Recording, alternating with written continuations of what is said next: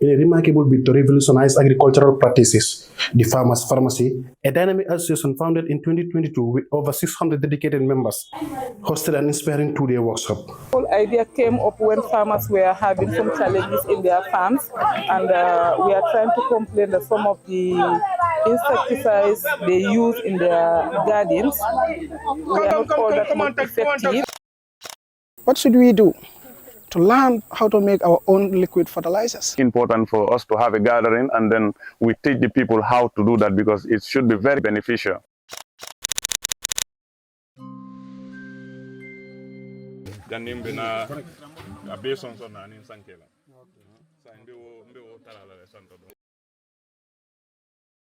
The workshop aimed to equip farmers with modern techniques to enhance their agricultural efforts. Over the past 3 years, the Farmers Pharmacy has played a pivotal role in introducing innovative ideas, new farming technologies, and motivational guidance to younger generations. And this workshop was no exception. Farmers were immersed in practical training sessions focused on critical topics, crafting their own fertilizers and compost, creating locally made chemicals free from harmful side effects, and whipping up nutritious moringa juice and delicious snacks for a wholesome farm breakfast. Leading this engaging session was Abdurrahman Cole, manager of Riverview Organic Farm, whose expertise inspired many. Number one, I believe the farmers will benefit on this liquid fertilizer alone. I think that will push us from one level to another level. Because for me, I've seen a lot of benefit in it. I was just invited to go and attend that training in Dar es Salaam. I was not even part of it. So, but I went and then I did the training with them. And then last year, the trainers, they come from Senegal. They came. I think I'm the only one who is following this 100% now, because I'm doing the training for free for people. So I'm new in this group, not even 1 month in this group. Somebody posted something, I think it was a paper that was affected by whiteflies, and then people were given different. So I also said, I know about this liquid fertilizer that I always do the training, and it's made out of fish, garlic, lime, and gas. Then this man called me, and then he said he thinks that it will be very important for us to have a gathering, and then we teach the people how to do that, because it should be very beneficial, because it's no chemical. There is no chemical in that. And for me, I'm practicing organic farming. I don't use any chemical in my farm, not pesticide, not fertilizer. So that is all how everything started. And then he also said, let's do it next week. I said, I hope that is not too short. He said, no. So he informed the people, and then everybody agreed. That is what brought us here. And I believe if we don't leave it, if we follow it, we will see rapid changes in our crops. Altogether, we need fish. Fish is the 90% ingredient is fish. You need fish. If at all you need, you say in 1 pan, bath pan, we'll say 50 kilos of fish. You need 1 kilo of garlic, raw fish, yeah? You need 1 kilo of garlic, 1 kilo of gas, and 1 kilo of lime.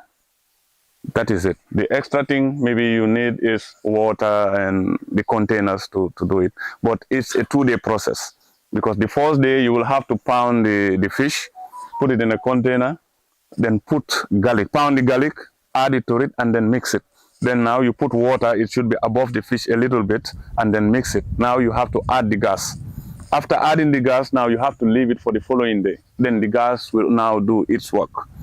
So after the following day when you come, you will remove the bones, everything, and then we now measure the water that we have in there. If at all example is 60 liters or 50 liters, we have to get another container, put the same amount of water, 60 liters, and now put the lime in that one.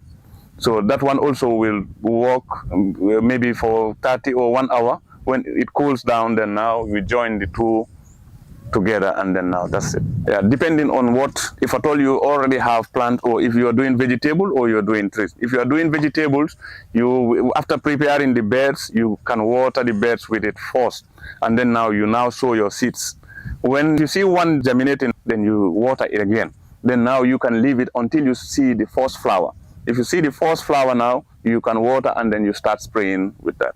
But if you have a plant, how do you call it, a fruit tree farm, you can use it to spray. You can use it to spray your plants.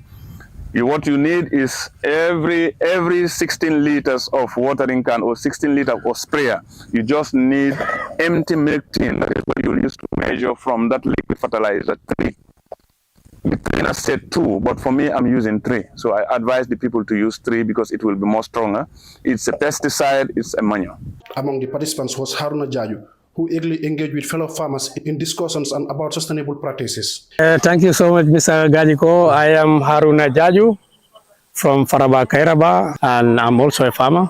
Okay. I started farming since 4 years ago, and I specialize on seedlings, but as time goes on, I try to involve some other farming things. That's horticulture. I plant trees and I do vegetables. Okay. Yeah, different crops. What are the type of crops that you grow in Faraba, Kairaba?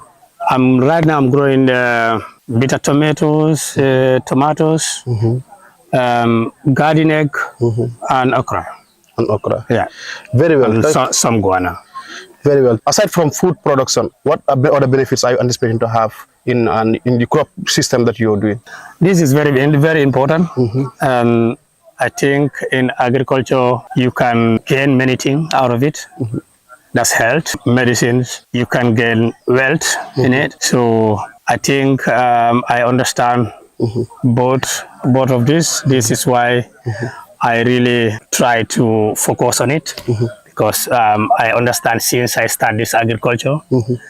Although I'm healthy since, but then now I'm healthier because the green itself is something else to my health. I gain a lot from it. I eat my own fruits. I eat my own vegetables, my own crops. Yeah, fresh from the farm. So this is something else and different herbs. Very well. We've seen previously a wonderful presentation was made by one Mr. Cole. Yeah. And then he discussed on so many themes of agriculture, especially crops. We've learned that the belief that there are certain crops that grows in the Western cannot grow in the Gambia the narrative is gradually changing. What is Mr. Jaju's knowledge in relation to that? Yeah, Alhamdulillah, Mr. Gajiko, as my boss said, Mr. Cole, he said nothing is impossible. So I said everything is possible at my farm. Yeah. So I said everything is possible. So there is nothing or no crop which will grow in Western world and you think it cannot grow in Gambia here. It's really possible. Once I told one Dutch guy that in our land, if you lose your finger for a few days, it will germinate to something. Okay. So he was laughing at me. What do you mean by saying that? Yeah, because our land is so fertile and it accepts many crops. Okay. So even what you never think of, it might grow here. Yes, and it's possible. I always said it's possible. That's great. What is this workshop to the farmers? This is so educated. It's educating farmers, helping us a lot because nowadays I can observe that, or everyone can observe that without Western chemical and fertilizers, most of our farmers cannot grow their crops as they want. Okay. But we always said it's possible with our own organic fertilizer, organic materials, everything locally or naturally we can use our own thing and it will help us a lot to grow our own stuffs. And this is what we are trying to educate each other. So it's really helping and improving farming in our area here. Yeah. Very well. We've seen agriculture becoming more complex, more modern. Ever since, let's say, from 2 years to now, we've seen so many developments that are related to agriculture. Yeah, and then still now we have some areas that we need to work on, and part of which is going to be adding value to our products. Because nowadays, if you go to a farm or a community, you realize that farmers do farming, create products, but at the end of the day, they will not know the value of those products to the extent that they have to sell it at a very giveaway price. What is this kind of workshop going to serve as a remedy to this issue? Yeah. Thank you so much once again, Mr. Gajiko. This is very important and your question is very important also. What I understand is we are lacking something called processing. This is very important. If farmers can process their own products and then later sell it, then they will have, it will be very valuable to them, and it will help them to gain something out of it. But if you harvest your own product and you supply it directly in raw material, it will be very difficult to gain something out of it, because normally the people who are buying from you, Yes. and they are processing it or resell it to others, those are the one gaining something out of it. But as local farmers, it's really very difficult. It will be very difficult to gain something out of it. So this workshop is really teaching a lot, and we understand that with our own product, we can make best use of it and make money out of it. So this is something very important. Very well. The workshop still, so far we've learned a lot. Like we've learned that crops have just gone beyond food, health, and other means. You can even say finance. You understand? So what other ways do you think we can create a platform whereby farmers will really know the value of what they are producing, how much they really expect in every production, and then also be creating a chain for them whereby the market and the networking will be easy? In this case, it's really very important to try to advance in our farming, and then try to cooperate with the government, and at least try to create some farmers platform whereby we can get easy access to communicate each other. As you said, networking and stuff like that. So this can help a lot to at least try to sell our own product here and make something out of it. As a farmer, how do you intend to combat food crisis in the Gambia? Okay, in this case, I'm really trying hard, and I try to convince many farmers to grow many different kind of crops as much as we can, and try to at least take care of them, have good harvest. That will really help, and it will help the country to, it will contribute a lot to eradicate poverty and food crisis and stuff like that. All right. Okay, very well. I know the time I have kept you long. Thank you so much for having you. You are reminded that this is Haru Raju. He has a farm, a very big farm at Faraba, Kairaba, where he does different cropping. So these are the kind of people that we need in the Gambia in order to change the narratives of agriculture. So thank you very much. I know we will get another farmer very soon. Inshallah, for as long as the workshop is going, we're not relent on bringing you technocrats, experts, people like Mr. Jaju, and then the other people. I know you have colleagues there who are also doing very well I have in agriculture. They are hitting it. I know they are just hitting it. Yes. So thank you very much. I just keep on watching AgriSphere Media. As we said, we always bring you big faces when it comes to agriculture. They bring you people that are doing things in a very remote way. They are doing amazing things that you will never believe. So people like Mr. Jaju is one of them. So keep on watching. Okay, stay tuned. Alu Jiba, affectionately known as the Professor and host of the workshop, shared with AgriSphere Media how he balances his role as a police officer with his passion for farming. He emphasized that agriculture is the key to achieving food self-sufficiency, a vision that resonated deeply with all attendees. When I joined the Gambia Police Force, I have been thinking about this. When I was posted to Somita, I have seen the land and how the opportunity is created for people of Somita. That really motivated me to venture into farming. Knowing that many people did not have this opportunity as farmers to communicate, interact. Mr. Sonko and others, when we met, they came here and visited my farm.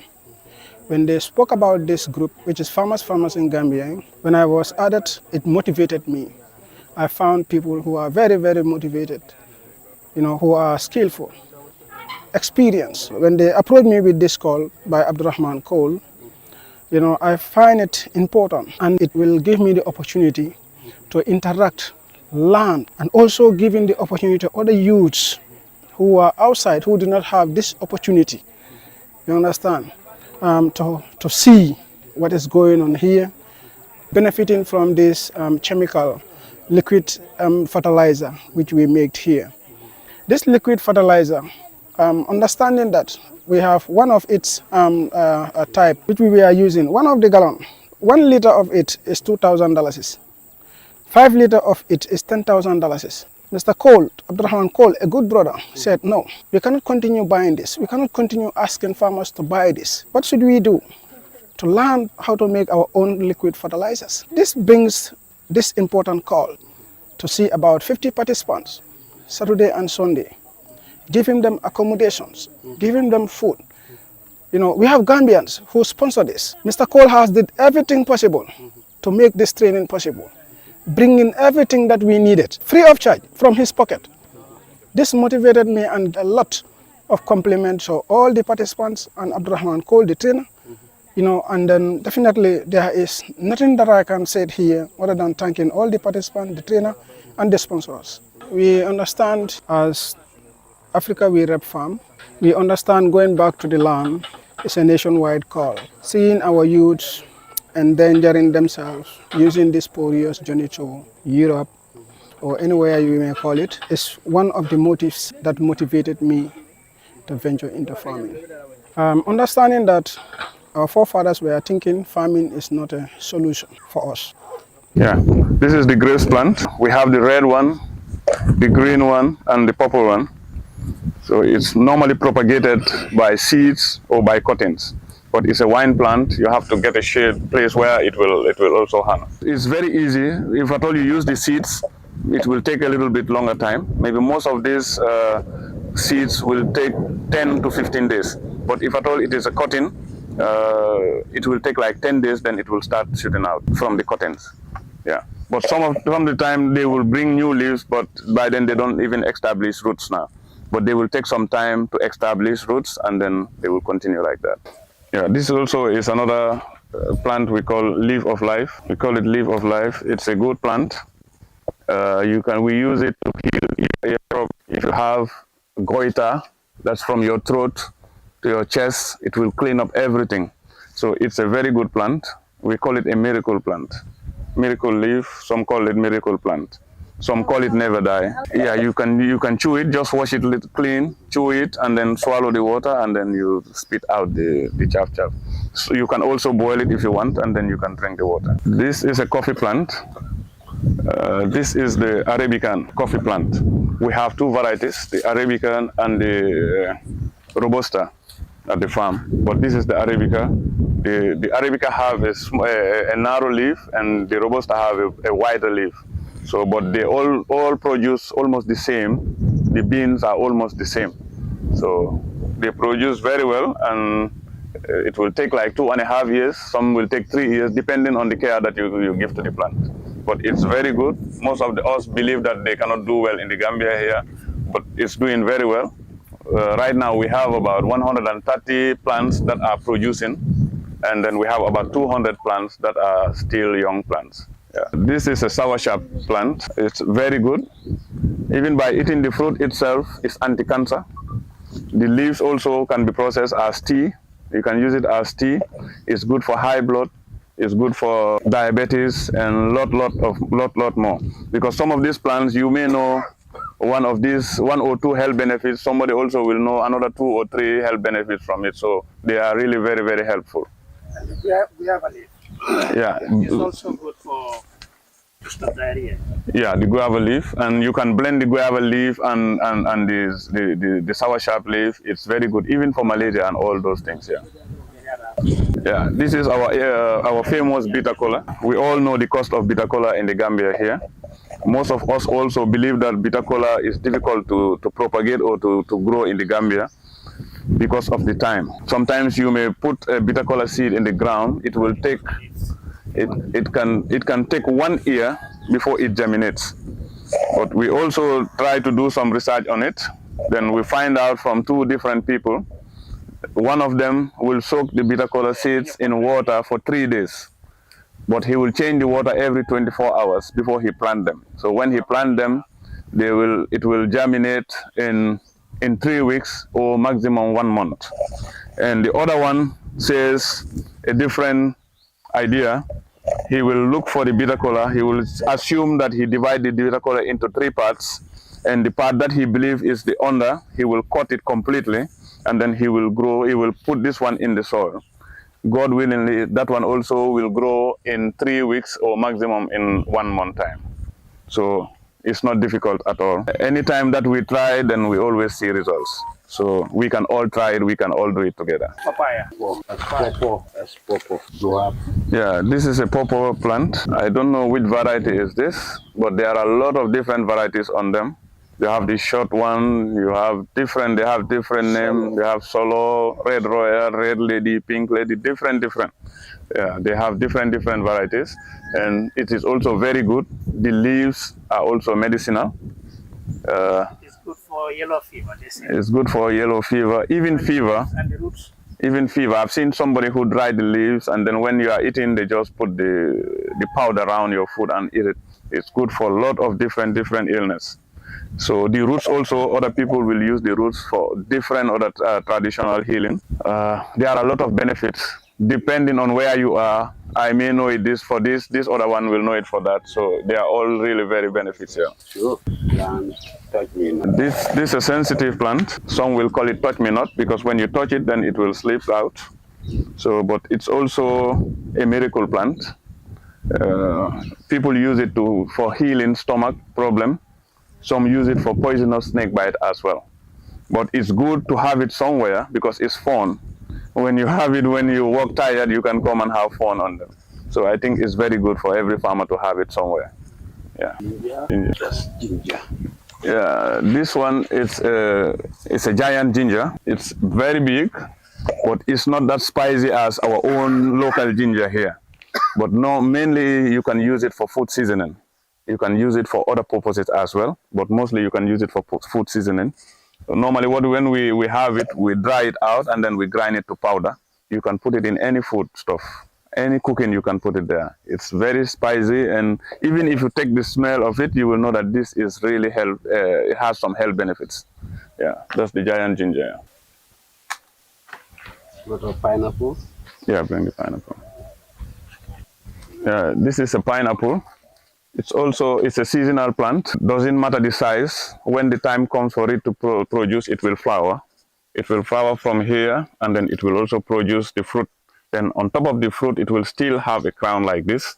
So when it is ready, sometimes on top of the fruit, you will have up from 8 to 10 different suckers that you can remove separately and plant them separately as well. It's very easy to propagate. Then it's a seasonal crop. When the season comes, then they will fruit. It's a continuous process because what happens is just like the banana. When this one produces, this one will not produce again, but it will bring another sucker sideways. But that one will continue from this one. But the ones that will come on top of the fruit, you will remove those ones and transplant those ones on another place. Yeah. So sometimes it will bring 1 or 2 suckers or 3 suckers, depending on the environment and the care that is being given. Yeah. This is a lemongrass, very easy to propagate.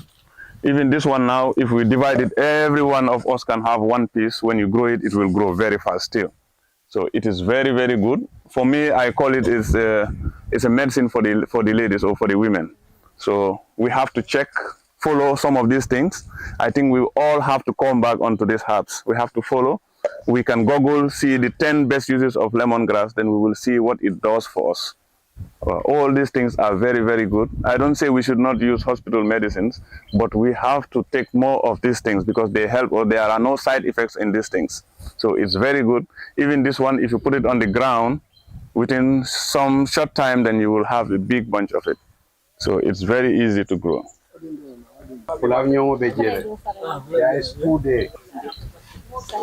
Normal jackfruit. Yeah, this one also is a normal jackfruit. It's a common plant here in the Gambia. You can find it in almost every 2-3 compounds in the village. It grows very, very big. It has a very, very nice scent, and some people like it very well because the scent is very nice, and the food itself inside is very, very nice. It's easy. You can eat the flesh inside, and the seeds also can be cooked, and you can eat it very nice. So it's a good plant. It grows very big. It creates a lot of shades and everything. Maybe some other people will also know other health benefits from it, but that's all I know about that. So that's the jackfruit. Cutting from the orange. So we're also trying to promote how to multiply our trees. Because for me, I believe that if I have one plant that is rare, within 1 year, I should be able to have 50 of that plant. I will use the branches to propagate them, make them root, and then have my other plant from that. So this is a lemon plant. It's a rare one. I went somewhere, I saw it. The lemon is just like a grapefruit, but it's very sour. It's real lemon. So I got some cuttings from there. I grafted some on other lemon plants, but I also use these ones to root them. So luckily, you can see it's a plant now. It established roots already. It's not growing fast because it's still in this small container, but anytime you prepare a place, you transplant them there. When the roots are established, then the growth doubles. So this is what we are trying to see. So if you come to my place, you will see a lot of plants that I multiply through cuttings and air layering. Like the plant like that, you come, take one branch, you operate it, then put very good manure on it, tie it. It should be airtight. Within 21 to 90 days, it should root. A strong root that when you cut the branch, you plant it somewhere else, then it should be a very good plant. Yeah. So that is what we are trying to do. We've been doing the research and we've been doing the trial and error. Now we have succeeded, alhamdulillah. It's a plant not that much in Gambia here. Yeah, this also is another plant. It's in the walnut plant. It's a family of the walnut. I don't know its name, but I brought the seeds yesterday so that some of us can see. It grows very, very fast and it produces a lot. But we understand that oil is also being extracted from it, and the oil is also very healthy. Yeah. Yeah, this is a sweet sap. You have the sour sap, you have the sweet sap. Some will call it sugar apple. So we have some of them because the sugar apple also have different varieties depending on where you get it from. America, I was checking, I think they have 6 different varieties of sugar apple. So in other countries, maybe it's the same as well. This one also is another decorative plant. We call it locally Kombo here. It will grow lollipop, some will say lollipop. It will grow that tall. But for us, we believe that some of these tall plants is good because they are windbreakers. Because all the big trees have all been falling down. So we have problems when the wind comes. Nothing will stop it, then it will come and damage our houses. So we have to grow some of these tall trees that will help us to reduce the speed of the wind that is coming. So that is why we are promoting some of this. We have another plant that we call the Indian berries. It grows very fast. Within 2 years, it is that 7-8 meters tall. I did not bring that one, but we have it. So we're growing those trees just to help us with the wind breaking. Yeah. I think that's we all have for the plants now. So we will now go to the main purpose of the gathering here. That is the liquid fertilizer that we started yesterday. We have done part of it. So today now what we will do now, we will go there and then get the bones out, rinse them, put it, and then measure the water that we have there. And then now we will bring another container, put the same amount of water in that container. Now we will now put the lime on that. When it is cold, now we join the two together, then that one is finished. Then after that we have another additional program that we have. I think yesterday we all tasted the farmer will call it the sweet bonbon. So it's not part of the program, but we just want to make it more lively. And this sweet bonbon, you can have it in your farm for 3 months. It will not get rotten or spoiled. So you can be eating it small, you don't have any problem. Even if you don't have other food, you can use that one. So that's why we want to also share that little knowledge that we have on that one for the fellow farmers. Those who have interest on it can also go into it. Yeah. I think it's a mixed farming. Yes, it's a mixed farming because if you come, example, to my farm, you will see different trees. You will see fish farming somewhere.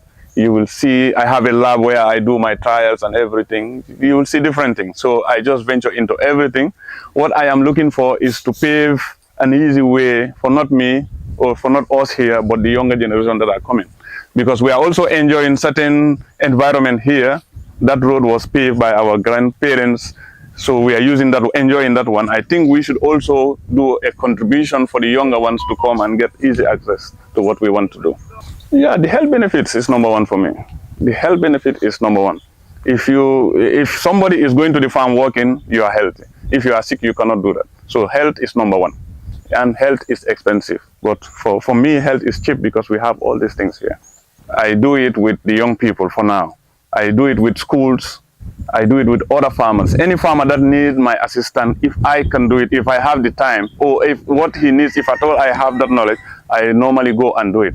But I visit farms continuously. Normally we have students from the college that normally comes and do their internship with us. So, but what we do, every week we schedule a day. In every week we take them around to different farmers, just to go and see what other farmers are doing. I might have this, maybe I'm growing this here. It may be a difficult process for me to have this. Maybe this man also is doing it in a very easy way. If I go to him, he will tell me that, look, what you are doing is a waste of time. You can do this and this. I think for us, the farmers, we always have to learn from each other.